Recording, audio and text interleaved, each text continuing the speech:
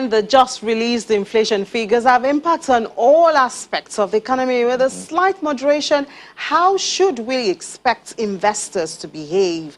Well, we have a senior research analyst with Quadra Securities, Gbolahan Ologunro, to help us understand. And you know, Ladi, I'm sure even these figures will affect your pocket. Of course. Will affect how you run your home. Exactly. Will affect what you buy and what you do. Everything. Every single and thing. And every investment, you know, out there. So, yeah, and you know, even in the equities markets, yesterday ended in the red, and it's been kind of shaky there. The fixed income market has been quiet for some time now, so I really don't know. Because now it's basically cautious buying now. Investors are not pouring in the cash. So we're hoping that this moderation would mean that there's a little bit more money.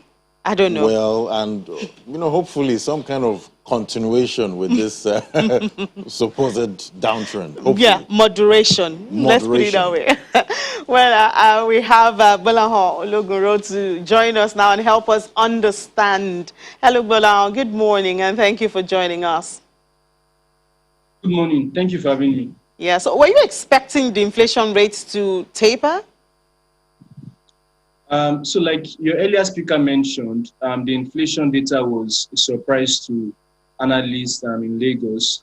Consensus expectation was that we should see the headline inflation trending upwards in line with the trend we've seen over the last 20 months. But contrary to analyst expectations, we saw the headline inflation moderating marginally by 5 basis points to 18.12%. So it was below our estimate by about 63 basis points, while it also came below Bloomberg consensus estimate of by about 68 basis points. So it was a positive surprise from that inflation report released yesterday. All right, from your perspective, what do you think drove this, you know, since prices don't seem to have reduced at this point?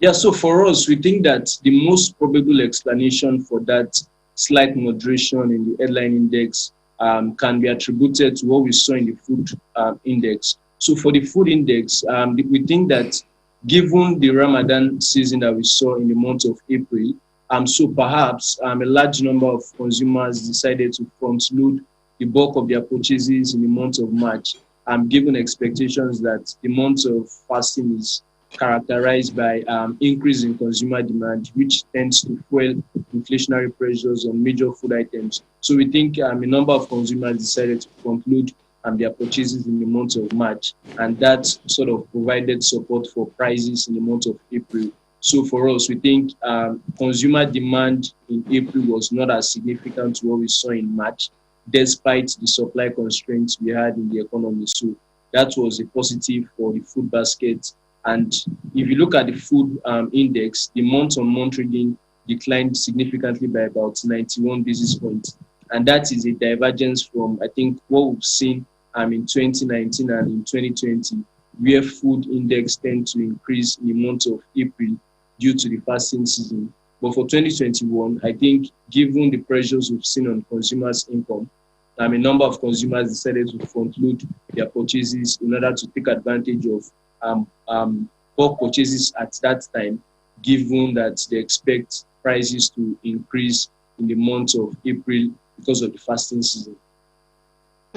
Well, our former guest did attribute it to the opening of the border, and that it's not as prices are not increasing as much as it was last year. But I mean, this is Quadra's perspective. Well, the report also shows that Kogi, Bauchi, and Sokoto states recorded the highest inflation, while Abia, Kwara, and Katsina had the lowest in the month. On the review, what are the common trends, you know, between these two groups of states? Yeah, so for those states with higher level of inflation, I think it is reflective of the persistent security challenges in those major food-producing states. And on the contrary, for states with lower level of inflation, it simply means that they are able to benefit from relative peace in their states, which enables free distribution of goods and services in those states, in addition to improvement in activities on major farmland. So that, I think that's the key factor that explains the disparity between states that tend to experience lower level of inflation and states that tend to experience higher level of inflation. So with this, the recent bombing of police stations and killing of officers in states like Abia, do you think that it will change the status of those states? Yes, certainly. When you have high level of insecurity in a state, what you're going to find is it will constrain economic activities. Farmers will not be able to go about their daily activities in terms of going to their various farms to plant various crops. And we are in the planting season, but we are even getting to the peak of the planting season because the rainy season is on the horizon. So when you have high level of insecurity, it will constrain activities on farmlands. And in the medium to long term, the repercussion is that we are likely to see subdued harvest, which will also mean that prices are likely to increase in the months of September, October, where you expect harvest to provide support for consumer prices. All right, what's your outlook for inflation rate for the rest of the year? Who knows, it might not follow expectations like before. Yeah, so going by what we've seen in the month of April, perhaps it indicates that we are getting to an inflection point, in which case you would expect that increase in inflation may not be as significant as we initially expected.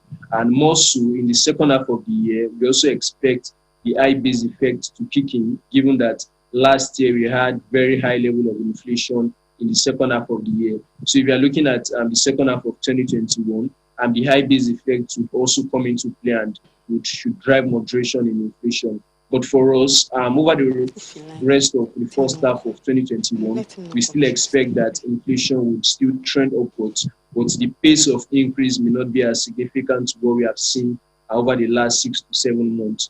We still expect that we'll hit a peak of around 18.7% in June before we begin to see a moderation in the second half due to high base effect, and in addition to our expectation that the harvest season in 2021 should be more robust to what we saw in 2020, and that will be positive for consumer prices in the second half of the year.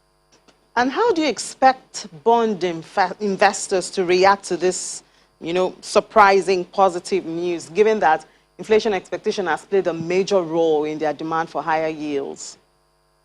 Yeah, so for bond investors, we don't think there will be any fundamental shift in their demand pattern or trading pattern rather in the bond space. So we still think that aversion for long-dated instruments will persist, given that inflationary expectations still remains largely biased to the upside. In addition, we also expect that elevated fiscal deficit would also mean that government will have to issue more domestic debt instruments in order to bridge the deficit in the 2021 budget. So for bond investors, taking account of those two factors, and we think that they'll still expect yields on the mid to long end of the curve to trend slightly upwards from current levels. So we are still likely to see bearish sentiment persist in the bond space as investors continue to play at the short end of the curve. All right, still looking at bond investors, how should they realign their positioning on the yield curve in light of this recent inflation report? Yeah, so for us, we think that we still highlight the need for investors to still play at the short end of the curve. With what we've seen from the inflation data, for us, we think it's a transitory moderation in food prices. The upside risk to food prices still remains slightly elevated when you consider the persistent security challenges across the different states, across different states of the Federation. We also take into account the liquidity challenges in the FX market, which has prompted some food importers to make recourse to the parallel markets to source for dollars. So for us, we still think that the risk to further increase in inflation still remains elevated in the economy, so which implies that inflation is still likely to trend upwards before the second half of the year. So we still reiterate that investors should still be cautious on mid to long dated instruments and rather play at the short end of the curve. So the MPC meeting is next week. How do you see this surprise inflation tilting their decision? Yeah, so for the MPC meeting scheduled to hold next week, I would think that this inflation data would bring some comfort to the members of the committee.